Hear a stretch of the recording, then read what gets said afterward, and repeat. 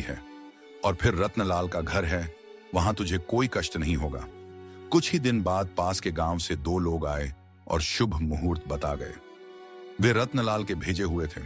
अब रामधन शादी की तैयारियों में जुट गया। उसके पास ज्यादा पैसे नहीं थे, फिर भी उसने अपना इकलौता खेत गिरवी रख दिया ताकि बेटी की शादी अच्छे से कर सके। एक सप्ताह पहले वह खुद समधी से मिलने रत्नलाल के गांव पहुंचा।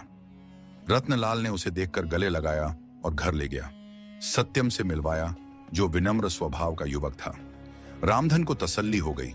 फिर वह बोला, भाई, मैं सिर्फ यह बताने आया हूं कि मैंने शादी की सारी तैयारियां कर ली हैं। बस चाहता हूं कि आप एक बार आकर देख लें ताकि कहीं कोई कमी न रह जाए। रत्नलाल गंभीर हो गया, बोला, मुझे सब पता है भाई, तूने अपना खेत तक गिरवी रख दिया। जब मैंने कहा था कि सारी जिम्मेदारी मेरी होगी, तो फिर तूने ये सब क्यों किया? रामधन की आंखें भर आईं। बोला, भाई, बेटी की शादी है, कुछ तो मेरा भी कर्तव्य बनता है। वह रोने लगा। रत्नलाल ने अपने छोटे बेटे वंश को बुलाया और कुछ कहा।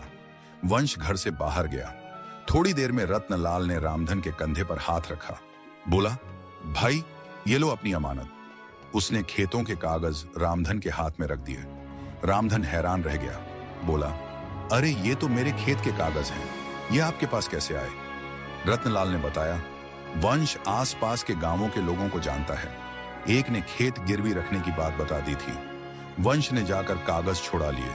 रामधन की आंखों से आंसू बहने लगे।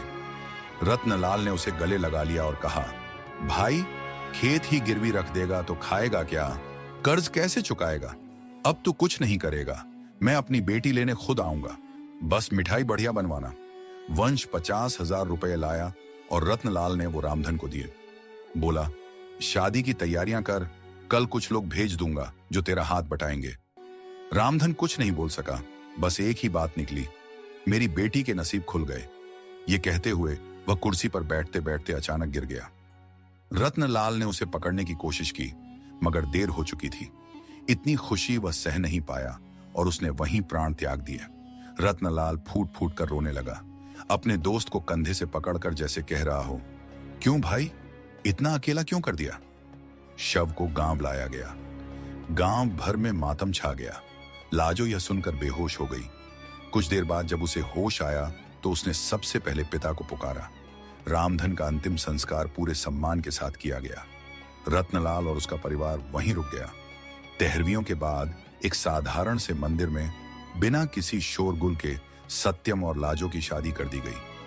लाजो अब अपने पिता के आशीर्वाद की जगह उसकी दी हुई संस्कारों की छाया में एक नए जीवन की शुरुआत कर चुकी थी।